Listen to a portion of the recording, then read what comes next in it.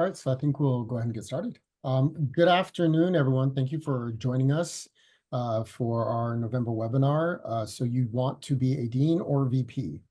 My name is Chris Gibson. I'm the Dean of Language Arts at Skyline College. I'm joined also by my colleague on the webinar planning team, Dr. Nan Ho, the Vice President of Academic Services at Las Positas College.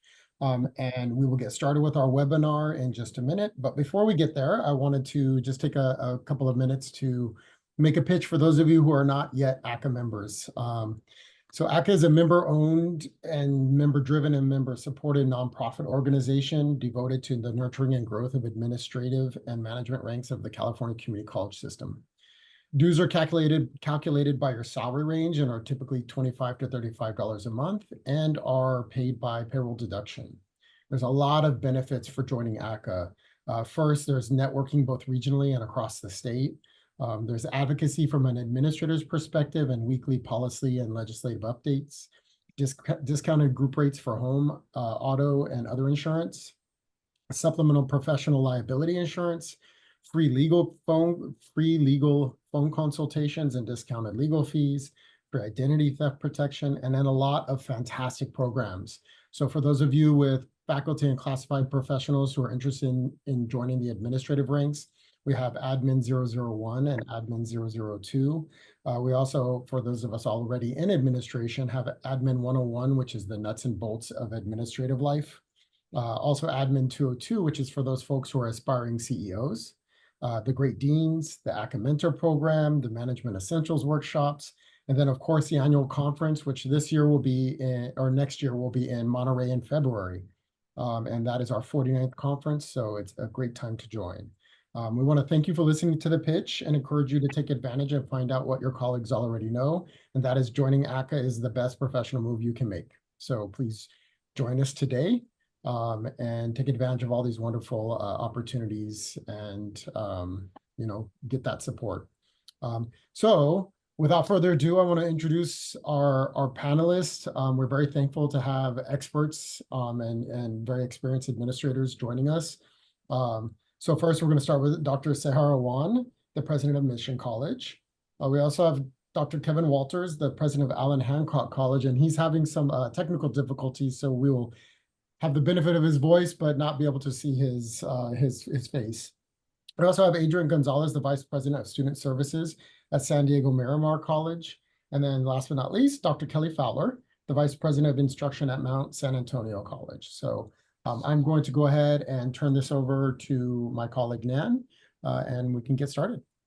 Okay, thank you so much, panelists, again, for joining us today and all the attendees. We have a series of 5 questions we're going to ask the attendees, and they're going to speak from their perspective as president and vice president in terms of hiring deans and vice presidents. So the first question is, when hiring for these positions, dean and or VP, what are the top 2 or 3 things that you look for in a candidate?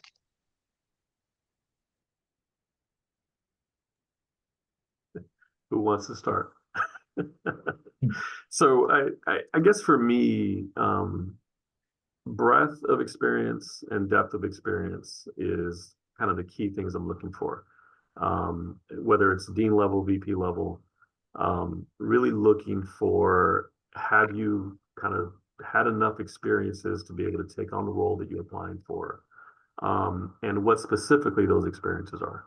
Oftentimes during interviews, candidates will sometimes not explain fully what experience they have and what role they played. So those are the types of things I typically am looking for: breadth of experience and depth of experience. I would add that I'm looking for someone who is management leaning. And what I mean by that is, many of our team members come from the faculty ranks, the classified ranks. But as you move into management, I really need someone that I can rely on to hold the line.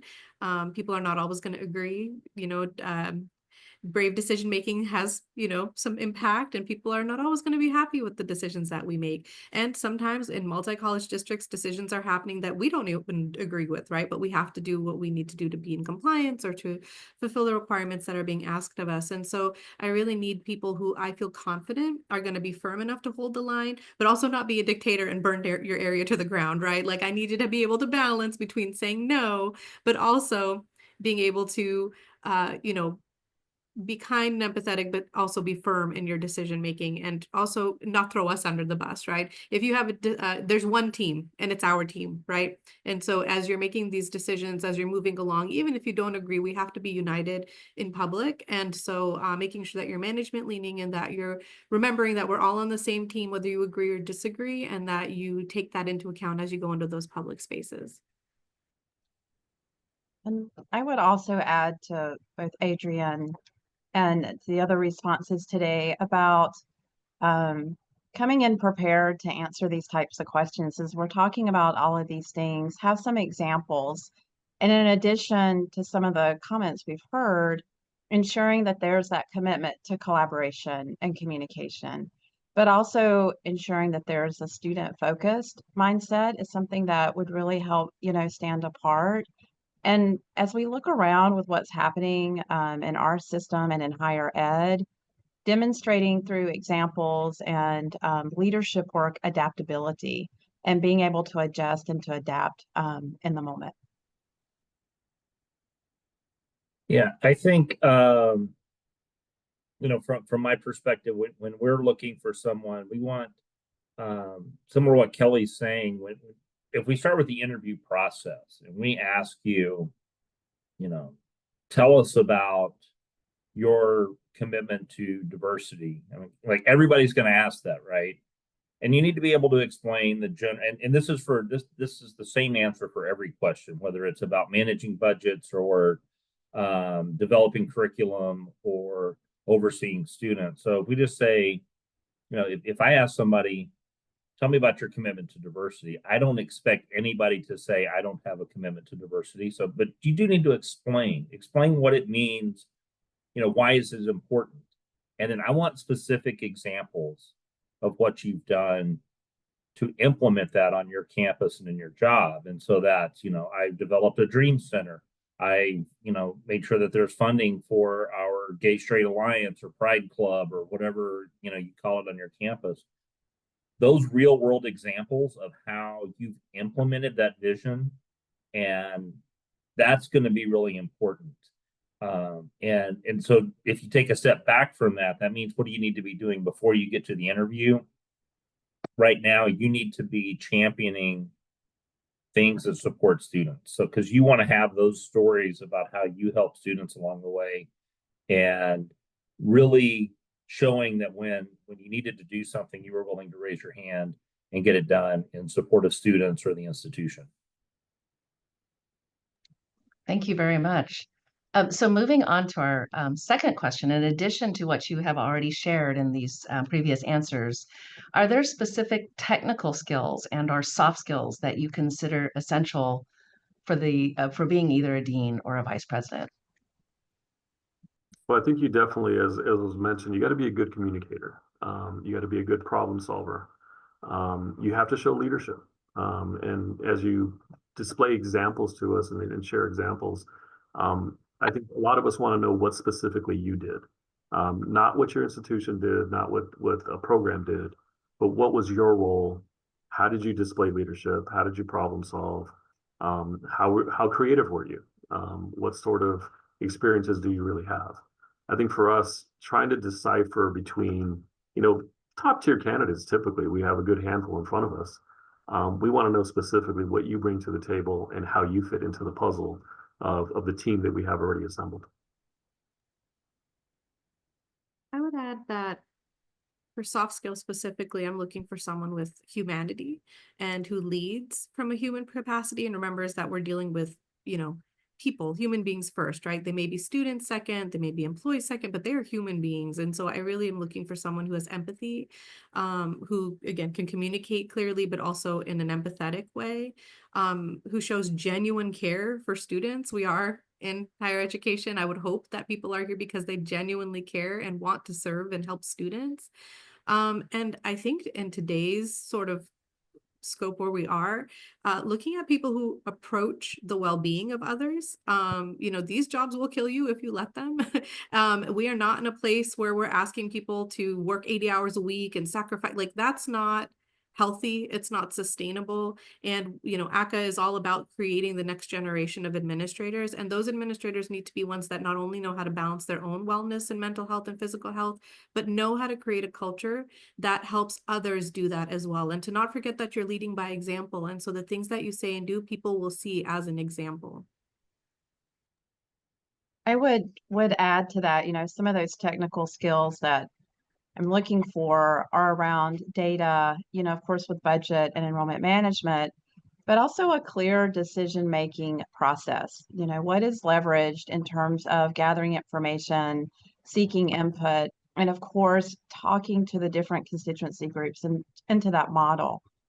And part of that is that emotional intelligence, being able to kind of read the room and navigate in a way that is thoughtful and compassionate, and leveraging those skills of empathy to navigate that, because that will translate into a clear communication to people, but also will come through that compassion and empathy, navigating really the difficult part of the technical side, especially as we're making really tough decisions.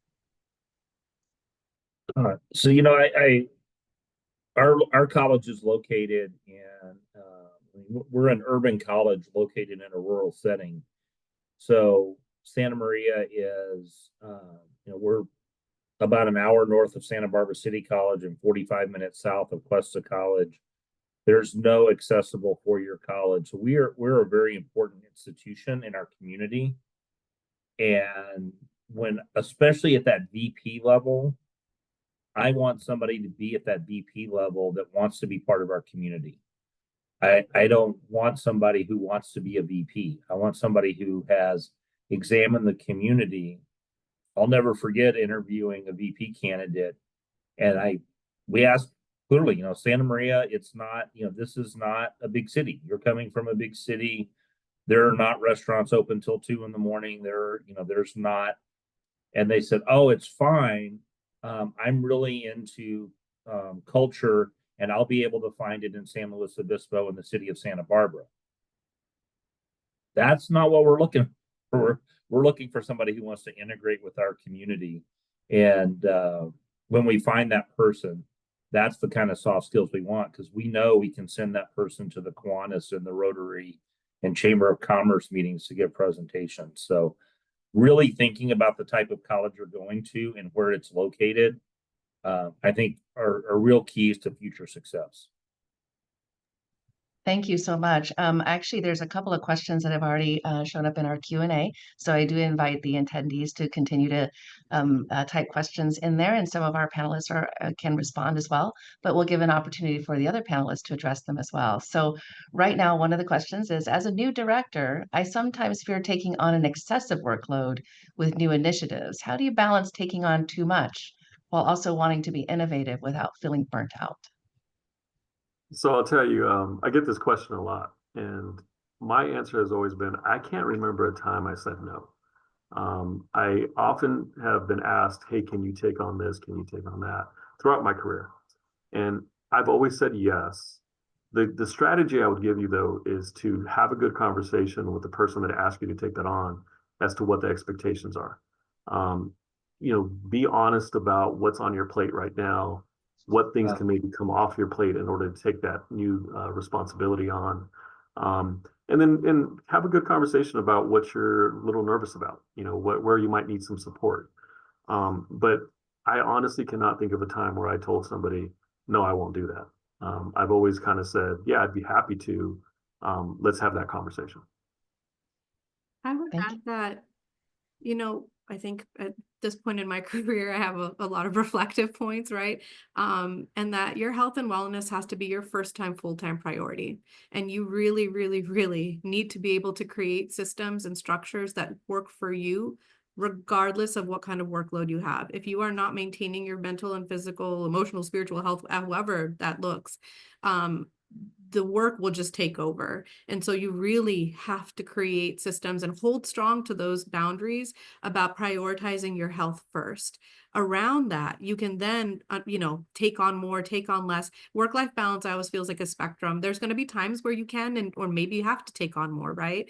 But there should be an end date, right? And then you should be able to pull back. And while you're doing that, you should not be sacrificing your health, your family, life, while doing the work. And, at the end of the day, although I love what I do and I'm so lucky and blessed to be here, I am replaceable. They may take 10 people to replace me, but I am replaceable, and there will be someone in the seat the next day if you leave. So do not sacrifice your health, your well-being, your family for the work. At the same time, you can take on more, but it really is making sure that you have that foundation to feel strongly so that you can then take that step and ask for more or take on more. And it's about balance, but you have to create those strong systems now so that they carry with you as you move up, because it's only going to get busier and have more work on your plate. Mhm. Wise words. And welcome to Kevin's face. Welcome. We're happy to have you. So Kevin, you're muted. Kevin, you're muted. So while Kevin is working on his technical, oh, there, unmuted. Kevin, you were saying something wise, I know. Oh, I was just saying it's sort of funny that the Wi-Fi hotspot that fits in my pocket that's part of my phone is a better Wi-Fi device than a Hyatt Regency hotel Wi-Fi. Well, welcome. We're glad to see you now. Any additional comments about this wonderful question regarding just the balance? So I get what Seher's saying about work-life balance, and you shouldn't give up your health. But if you want to actually progress to the point of being a college president, there's for me at least, there's I love what I do and I'm defined by my role, which I know psychiatrists say is super unhealthy. But I know when I retire, I'm going to look back and say my community's better because I and my team spent 10 years, 15 years making it better. We do take we try to take time from time to time. I'm taking my whole admin team bowling next month after the semester's over.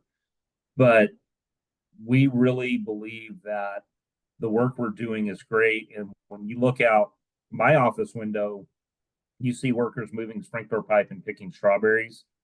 And it's just so important. However hard my job is, it's not that hard. Thank you. So I know there's a few other questions coming in on the Q&A, but I'm going to go ahead and move it to our third question. And if we have time, we'll come back to those. So the third question is, what are some things that you consider common red flags when reviewing applications or interviewing for these positions? So I'm going to go back to something that Kevin said earlier. I really look for whether or not you want to be with our institution and you've done your homework. Have you learned a little bit about the things we've accomplished, what our accreditation says, what our master plan is, what our community is, and what our student demographics are? If you can just start to display that you've done a little bit of homework, it's definitely a positive for me. I think the other thing too is that I know it's a difficult environment when you come in for a second level interview and you're sitting in front of the executives of the college. You can't be too nervous. Get over that nervousness. You have a good career. You've gotten to that final level, so clearly you're talented. Get over your nervousness and perform, because the reality is that we need you to perform when you're on the job, and you're going to be put in pressure situations all the time. You're going to be in front of the community members all the time. As Seher was saying, people are watching you all the time. So if you can't perform at that second level in a comfortable way, that's a big red flag for me.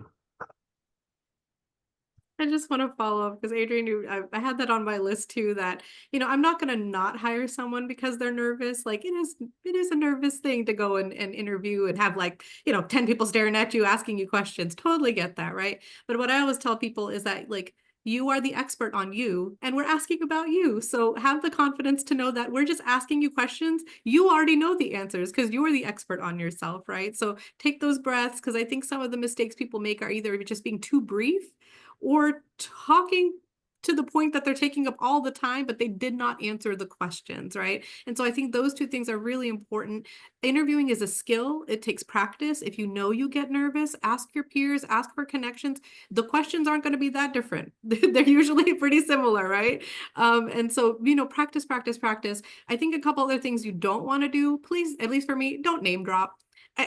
I don't really care who you know. I no offense. I mean, people are great, but like that person's not going to come help you do this job. So, don't name drop. Definitely, I think Kevin and Adrian talked about doing research on the institution. I don't care that you know who I am, because I think sometimes people make mistakes and they research like who their supervisor is going to be. Good, you know that, but like you're not going to be working with the president that often. I mean, maybe if you're the VP, but like I need to know, about the college, about the students, who we serve, our demographics, our equity gaps, right? Where are we going as an institution? And then I think some things that really would make me hesitate are if you are brushing off a student concern or an employee concern through like scenarios and things like that, that's going to give me a red flag. If you give off the impression that you're a delegator and not really like a hands-on administrator, I'm going to be worried, because I don't need someone just sitting in the role. I need someone helping me work and moving the college forward. And if you give me the impression that you're here for the money, the title, or the power, please just go to the private sector with that. I mean, this is not the place to be if you're trying to get rich really quick, right? We work our butts off. We make pretty good money, but you're going to make more in the private sector. Again, going back to like love and care and genuine concern for serving students. I hope that you're here for those reasons, and that's really what I'm hoping to see. So if you're giving me the impression you just want to be a VP or want to be a dean and it's not about the college or the students or service, that's going to just turn me off and not really make me consider you as a candidate. I think one of the red flags that I see is if and it's before the interview even, and you can get through a committee with this. If you've been jumping around jobs a lot, that's an issue, right? That's a red flag for me. It's like, why is this person not able to say? Maybe there's a reason. If that's something on your resume and you've got a reason for why you were 2 years at one place and then 18 months at the next and 3 years, when you get to that second level, you should just bring it up and say, this is what happened. This is why I'm here now. And I want to, have something really compelling. I agree with it, knowing about the college. The other side of what Seher was saying is that, I totally agree. This is about our college and not about me, but you should, at least if you're going to interview with a president, you should know about them. When I was working with NAN a million years ago, we were hiring a faculty member, and I think it was in your area. I think it was in biology. And he came in, he'd been a lecturer at the University of Texas, where I did my undergraduate, which was clearly stated on the website. And he commenced to trashing the University of Texas, telling me how it was so much worse than Cal Berkeley and how Austin food sucked. And he just has to get out of there and get back. And I'm like, you're just looking for a job, because you clearly haven't put any effort into figuring out who you're talking to. And it's not, well, part of it was that he trashed Austin, but I mean, it's really, if you haven't even put any effort into it, it should be easy for a president to tell, you're looking for a job, you're not looking to join our team. And that's a huge difference in my mind. I wanted to add to, Seher, I think you just summed up so much that's so critical in the interview process. It's almost the mic drop moment in terms of how you shared that. And it just reminded me of some of those key things to keep in mind. And all of you touched on these. The first, knowing the why and having that purpose in terms of where you're going, the position, or even in this case, who you'd be working for, a VP or a president. And as you're coming into that, being prepared, knowing about the college, knowing about their initiatives, where they are, what's happening, because that will translate into how to answer the questions in terms of your experience, going back to giving examples about what you have done and what has happened and how you navigated. Kind of like, what did you do? You know, how did you do it? And what did you learn? Kind of phrasing those different initiatives you've done in that context, but also coming in with that confidence, you know, maybe being positive, but just being confident is key to the interview, because our jobs are really tough. And that's important to be able to confidently navigate in really difficult and good times. And the last one is just to be present, is to be engaged in the interview process, because the learning is happening on both sides. Obviously, the committee is learning about you, but you are also learning about that college and their culture and kind of how they navigate. And if you're interviewing with the president too, learning more about that president and their values and their, you know, work ethic and kind of how they lead, so that you can align your values to that position and to that college. And I just Man, if I can add one more thing. sorry. Of course, both of you. Yes, absolutely. Yes. Um, Go ahead, Adrian. I I'll go. noticed one of the questions in there in the Q&A talked about the interviewee interviewing us. And I do believe that's part of the process. Oftentimes interviewees will come in and they'll, like when we say, hey, do you have any questions of us? They ask us a very basic question just to kind of get it out of the way. But that is a great opportunity to talk about some of the interest you have in the college, or ask us questions that you've seen in our materials. That gives you a sense of kind of what we're thinking, where we're going as an institution. So absolutely, that is your opportunity to have a dialogue.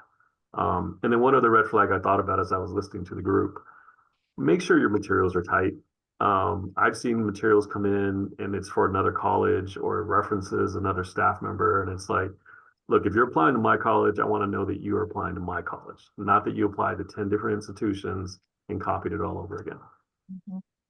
Yeah, and I just wanted to add, you know, I appreciate Kevin's point about like hopping around from job to job, but I was one of those people. I was a VP at 27. I was a president at 32. So I moved up very, very quickly. And I went from like a year and a half to 2 years at each job, but moved up very, very quickly, right? So I think I just wanted to differentiate the point that if you're hopping around and you're doing a lot of lateral moves, that might be like, why are you just hopping around doing the same position, right? But if you're like moving up very quickly and you did 2 years as a faculty chair, 2 years as a dean, and now you're like, hey, I'm ready to be VP. That's not a bad thing, right? I just want to share, like, I take that into account, especially with like our millennials, because I'm a millennial, our Gen Zs, you know, like there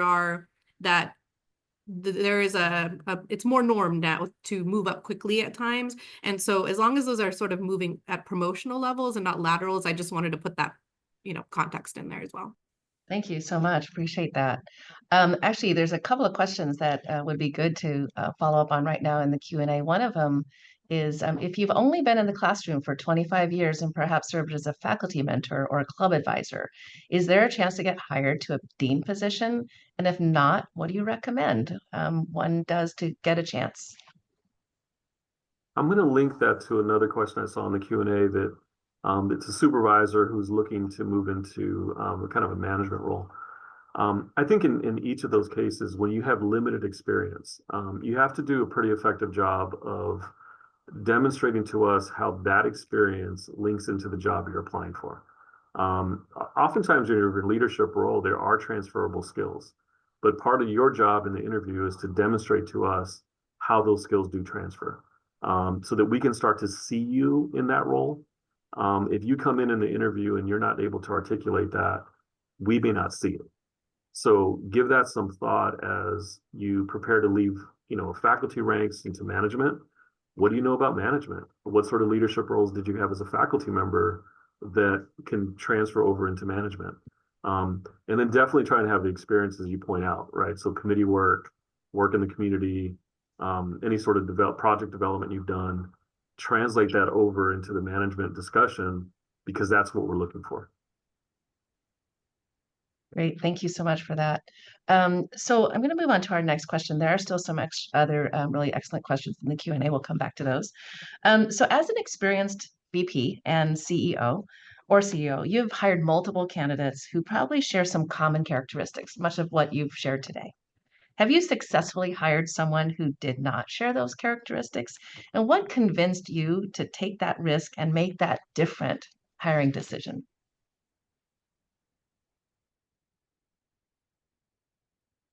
Well, I think one thing I think I've learned over time is that, we always feel comfortable hiring people who feel comfortable, familiar, right? They remind us of ourselves or our leadership style, right? Or they communicate like we do, or they have the same energy. And I think one of the things that I've really tried to be cognizant of is like my own bias, right? About just feeling comfortable with someone. And the reality is that, I'm very much extroverted and I've hired some amazing introverts, right? Who I may scare with my energy, but they have the experience, they have the knowledge, they are going to be a great member of our team. And I think for me, as long as I can get a sense of who they are, it doesn't have to be who I am, right? Or who I expect them to be. I think it's really, do they meet the needs of the college? Do they have enough admin experience to make me feel like they're ready to make the jump or that I can take a risk on them? And showing me that they really want to be a part of the institution. I know one of the questions I was responding to in the Q&A was like, well, I feel like I'm interviewing the college as well. Absolutely. Like, ask me some cool questions. I enjoy that at the end of the session, right? But I also want you to know that like it's competitive. Like we're interviewing lots and lots of people. And I do want to know that you want to be a part of our team as well. And so as much as you're interviewing us, we are also interviewing you. So just to remember those things.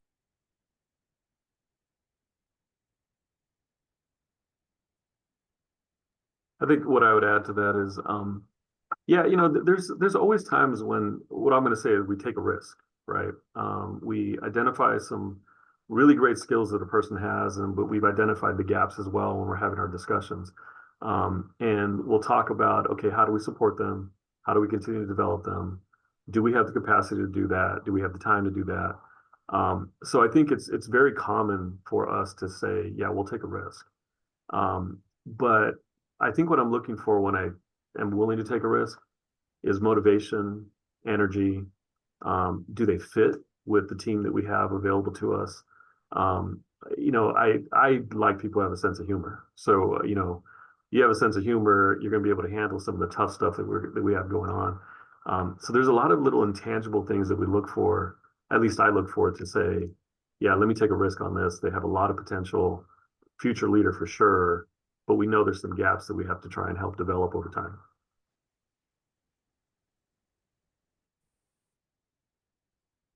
I think a couple of things, and this is probably more to those of us on the panel, but we need to really think about what the interview process looks like, especially in that last stage. And it is very much tailored to me. White guy, high energy, very confident, raised in an environment where I was told I can do anything I want. That is like that whole system is set up for me. And I have to make sure I actually bring in faculty members. Our prior president didn't allow anybody else to ask questions. I need to be mindful and bring in other people who see things differently than I do, and be mindful that that person I'm talking to is coming from a different cultural background than I do, and that let's go get them and yell at them kind of thing is not necessarily always the way to do it. When I was at Las Positas with NAM, we hired Diana Rodriguez to be vice president, and she was coming from Palo Verde, and she's now the chancellor at San Bernardino Valley College. And I will never forget her public forum. And Nan, I don't know if you remember this, but she was calm and quiet, and the place you could have dropped a pin in there while they listened to her. And to see that kind of a different attitude where she's not walking around and putting on a show was truly phenomenal. And so you want to see those kind of activities. And what I saw in that person was somebody who really understands how to communicate with people at a level much calmer than I do. And then, so as I go forward, I kind of think of, and this probably in this environment is not the best way to put this, but I kind of think of like, if you think about Dilbert, those of you who are old enough to have read the old cartoon Dilbert, I remember like, hey, here's the new manager. It's like, what's his skill set? And they say, we don't know. He's very tall and white, so he's going to do well, right? And so I want to take that metric and look at, here I've got a Latina who's young and has done some really cool things. If that was a 6'2", white guy, would I think they were an up and comer? And probably yes is the answer. And we've been really good at just finding that person that's ready to go. Somebody much like Seher, who moved up quickly in the organization because they demonstrated at a young age and found somebody who was like, oh, I see potential in this person that may not look like what it looks like on TV. I would add to that too, and Kevin, I appreciate you sharing kind of how we look at the campus holistically. As a VP of instruction, sometimes people feel like a student services background could never transition over into an instructional dean. And I will say I have learned that student services leaders are incredible. They navigate enrollment management from a different lens. They often have very complex budgets with formulas that are attached to that. And their equity lens is incredibly strong. And often in an instructional team, that's something that really adds to not only breaking the silos between instruction and student services, but it helps to elevate those key pieces for the instructional team to really see the student perspective as we navigate those same topics, but through a different perspective. So I'd say kind of depending on, what your end goal is, to never necessarily be afraid or think that you don't have those skill sets to go into, in my case, like an instructional dean, because those skills are so relevant to the work that we do and very important. Thank you. So there's a couple of questions I'm going to read from our chat that haven't been answered yet. So one of them is, how do you balance your own thoughts on a candidate where your classified staff or faculty or students aren't as high on them as you might be? Can you talk about your thought process, balancing staff thoughts versus what you think is best for your college?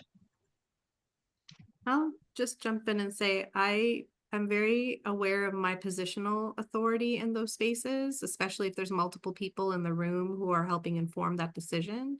So I always let everyone else speak first because I don't want them to go with what I'm saying because I'm the president. So I always let, the chair or whoever maybe whoever is needing to speak first, we're going to let them speak first. And I take the positional authority into account with like our VPs being in the room. So if it's me and a VP and a dean, I'm going to let the dean speak first, right? Because I don't want them to feel pressure from me or the VP. But I am going to ask questions, especially if I feel like there's a misalignment. Like I had a recent search where they're making some assumptions about like data entry and data analysis. And I was like, we didn't ask a question about that. Where are you getting that information in the interview? Because I'm struggling to find where you heard that, right? Because I didn't hear it. And where would you have heard that if we didn't ask a question, right? So I think it's also being very specific about like, if you feel like assumptions are being made or inflating somebody more than another, you would ask like, well, which question are you getting that information from? What did they say to make you feel or feel that way or hear that, right? So it's also just asking some clarifying questions. Yeah, I think along those lines, I often feel myself being a facilitator of the discussion, trying to tease out why they think a certain thing, why they viewed a certain thing. And only toward the end do I really say, okay, here's what I saw and here's what I think. Because of our positions, oftentimes people will look immediately at us like, what do you want to do? When I really want to hear everybody's input, everybody's insight about what happened. So I tend to stay backwards and facilitate a conversation before I say anything. I only I only make the final decision on two groups, every faculty member and every member of cabinet. So we take the input on faculty. One of the things I'm really good at is kind of seeing through the BS of some candidates, and we'll get some people in. The last thing we tell our candidates is we are going to check references and not just the people who are on your list. It's a small college, and I will sometimes ask people, oh, you work at Mission College. What is Seher going to say when I call her? And sometimes they're like, that's awesome. And sometimes they're like, that's awesome, but you can see on their face, it is not awesome. And really making sure that I make sure I do a thorough check so that when the staff and faculty or even my administrators have in mind, I can come back to them and say, we did the reference checks. This is not going to work. We're going to go with this other candidate. For managers, I sit in on all management hires, but I make it clear to the person in there that this is just on the second level. It's the VP or the dean's job to make the hire.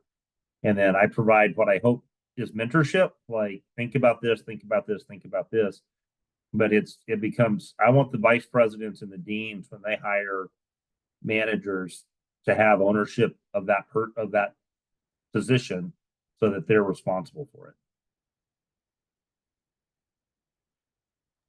I would also add to what is dreamy about our system is that we do have a variety of perspectives that are coming into that interview process. And just as what's been shared before is really teasing out and learning more about a particular viewpoint, because in our positions, sometimes it may be difficult to see a particular perspective or understand maybe what that work experience is like and how it's related to the position that we're hiring. So to learn more about the perspective and also push back, like if there is an assumption that maybe someone has made without like the question, like Seher said, really trying to identify where that's coming from. And is there a concern that's bubbling up that somehow that particular perspective or response is being leveraged to identify that particular perspective of the individual. And so it's a balance between listening to those perspectives because they help us make better decisions as listeners to that, but also navigating to weed out, right, what's really important in terms of the candidate and the process. Thank you all. Another question that's in the chat. How about longevity at institutions? I spent 19 years as a director with increasingly more responsibilities up to an associate dean and then moved to a dean position, 18 months at a different community college. Could you share strategies for navigating the next position forward? So I was at a college. No, I was just typing to that person, and I was saying that you need to, especially if you went to a new college, and you're 18 months in and you're already applying for other jobs. As your current president, that's, it's going to become like, you need to get that job because, we made an investment in bringing you here. And if in 18 months, even if it is a promotion, we made a mistake, obviously, then by saying we thought this person was going to come in and spend some time. And I know it's different for different people.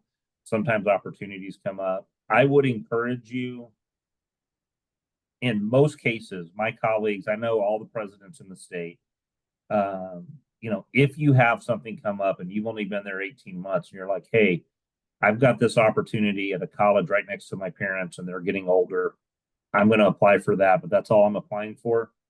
We're going to help you out.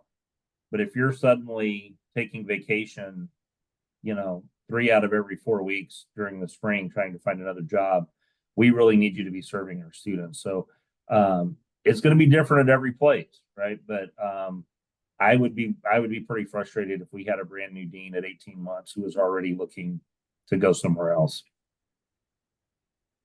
Yeah, I was going to say, I think, earlier I mentioned breadth and depth of experience. I think that comes with time, right? And so while I think it's okay to move from institution to institution as you have opportunities, I think that depth comes if you stay in a role for a reasonable amount of time and really understand that role.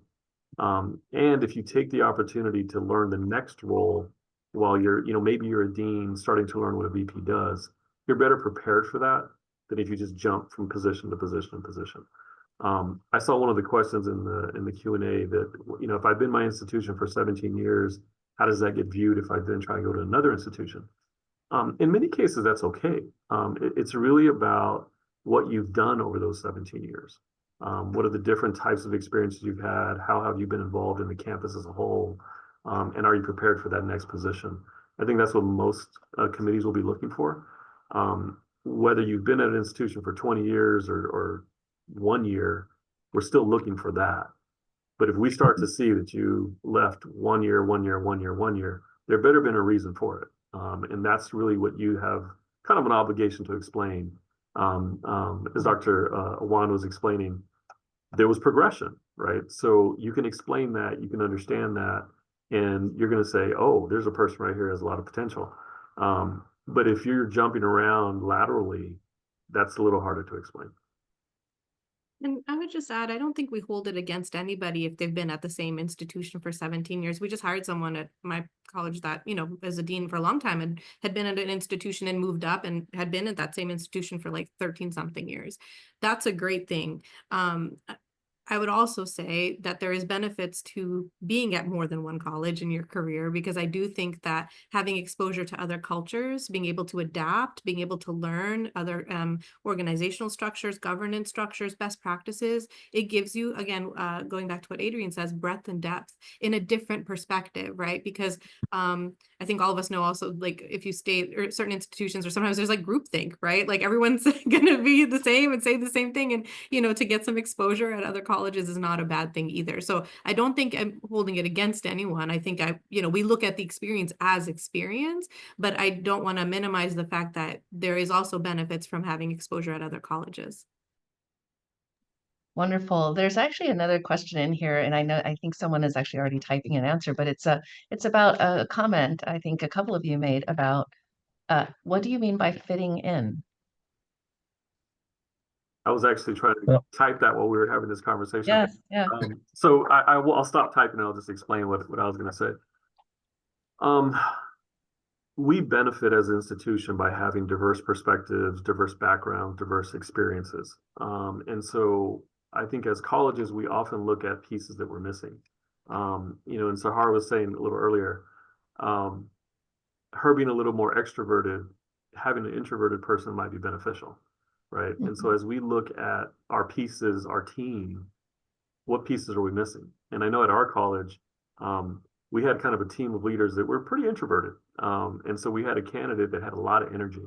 And it was one of the things that we talked about is like, yeah, it'd be nice to have that person on the team because they're going to bring a different dynamic to the team than we currently have. So I think for when we talk about fit, a lot of times it's about looking at those puzzle pieces and seeing what's missing to really enhance the diversity of the team. I don't know if it sounds funny, but like at our college, we have something, we say people are mission-y, like it's an adjective now. We just say like, oh, they feel really mission-y, right? And it could be people who don't even work at our college, but I'm like, they're real mission-y. It really is like, do your core values align with our core values, right? Can we see you wanting to serve students and embrace like the Caring Campus Initiative and tenets, or, to do a warm handoff, to, want to volunteer at events? Like it's not a fit in thing. I think it's really, do your values align with ours? And can we feel and see that with how you show up in the spaces that you're in? Thank you. All right. So our last question is, what advice do you wish someone had given you when you first started preparing or applying or interviewing for a dean or a VP position? I think, it's funny. I don't know that I've gotten any direct advice so much as I've had a lot of great colleagues who have shared their experiences. And I was able to kind of talk to them about like, well, hey, how did that go? And did it work for you? Did it not work for you?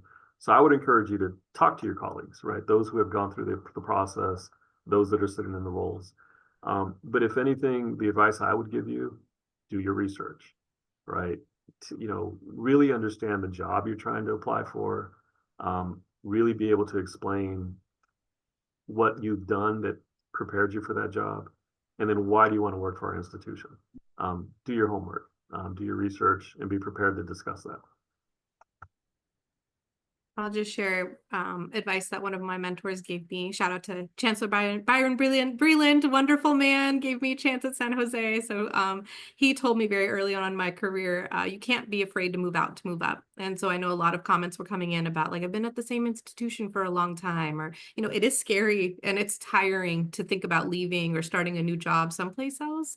But you really, if you want to pursue it is very rare to be able to move up to an executive level within the same institution. Not to say it doesn't happen, it does, but there's more likelihood that you'll do that outside, right? And again, that may bring other experiences. And I think I would just mention that And I wish I had had this early on in my career, which is like, as you move up into these roles, especially for people of color and women of color in these roles, success is not built for us, right? The goalpost will move, and when people cannot attack your work, they will attack your character, and we're easy targets. So I say that to say that you have to have good self-esteem.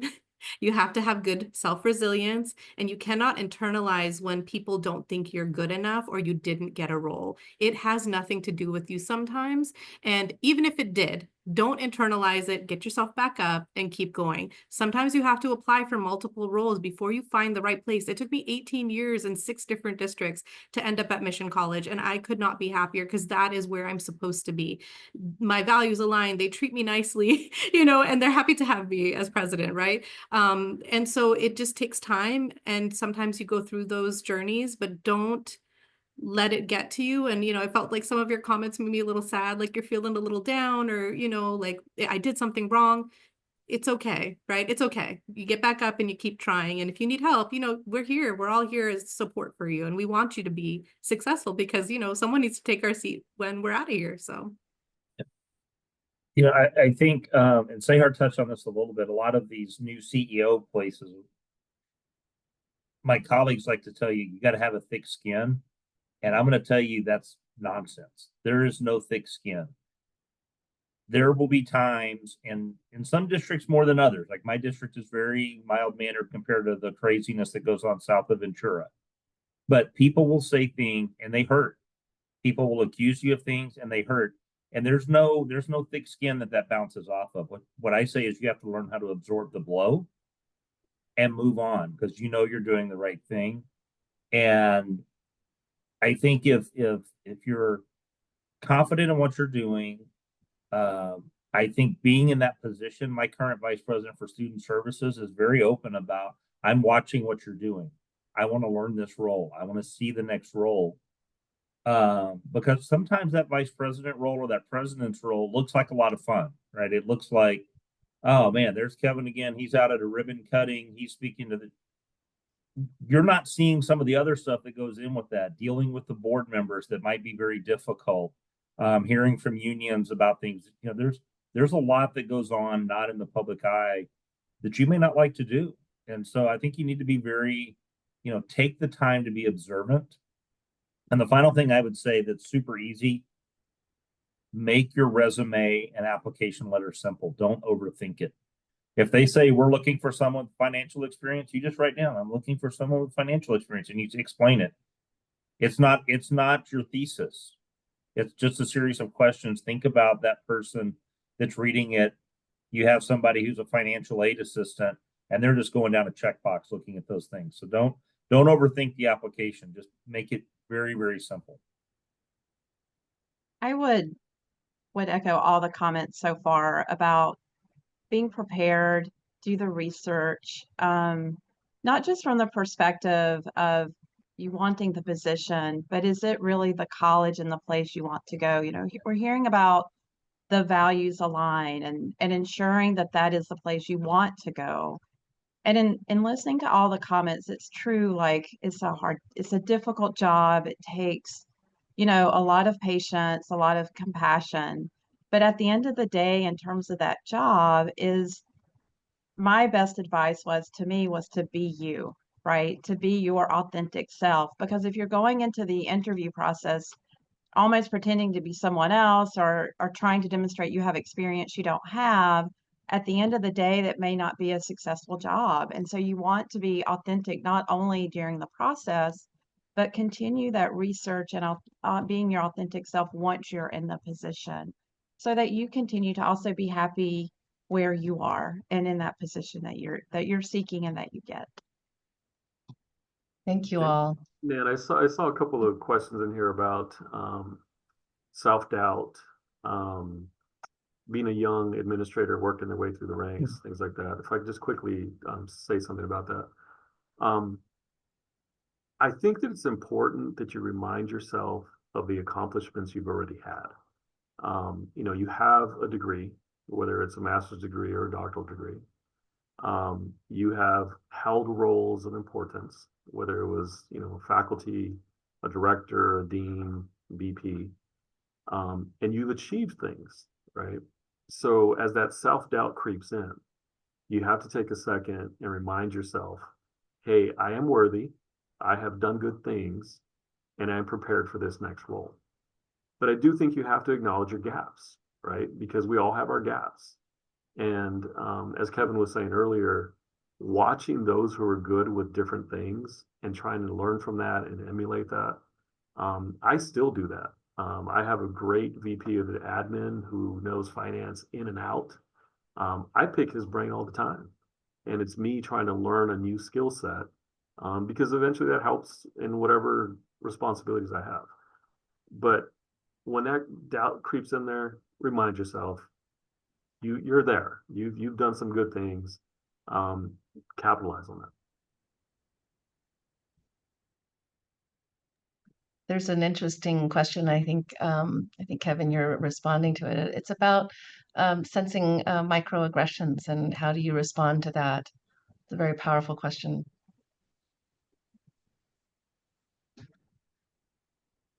You know, I think it goes back a little bit to the rolling with the punches. If you're experiencing microaggressions, and you know, obviously, I'm in a position where I don't get that from my background and my person, but our cabinet team is very much friendly, and you know, my CBO is a retired Air Force colonel, and he likes to go hoorah for the Air Force and all that. And we sent him a gift today that just called it Chair Force, with a pilot sitting in the chair. And you know, and it's, you know, is that a microaggression, or are we all having a good time? Like if you know, they made fun of me last week because we were talking about cosmetology programs, and apparently Vidal Sassoon is not a current reference. So I think, yeah, see, now Seher's laughing at me. So I think you have to be, you have to kind of roll with it a little bit. But if you're really feeling like somebody is trying to put you in your place, there's a difference in good-natured ribbing and trying to keep somebody from advancing. And I think you've got to ask them professionally, how do I get around this? And so I don't know, Seher, you probably got a better sense of that.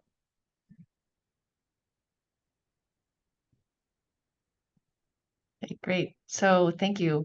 There's another question. How do you share nicely about a dysfunctional place that you are leaving, if it is, and if it's the sole reason of leaving, that still allows you to authentically serve the students you signed up to serve?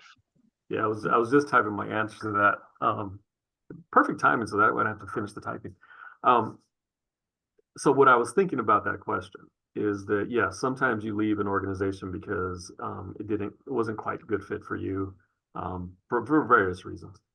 I think what you do is you really highlight what your motivations and values really are and how they align with the institution you're trying to go to. Don't worry so much about why you're leaving. You can briefly describe that, there was an alignment that you felt, and here's why you want to come to this institution, and try and, create that connection. Thank you so much.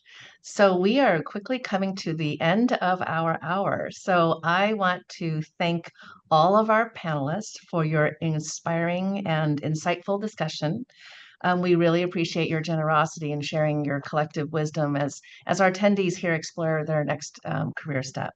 For our attendees, please know that ACCA will be sending you a survey to gather your feedback about today's webinar, and also, really importantly, to learn from you what topics that you might like to see in a future webinar. So on behalf of ACCA and our webinar organizing team of Chris and Sylvia, thank you to all of you today, and have a wonderful Thanksgiving. Bye-bye all. We see all the hearts coming. That's great.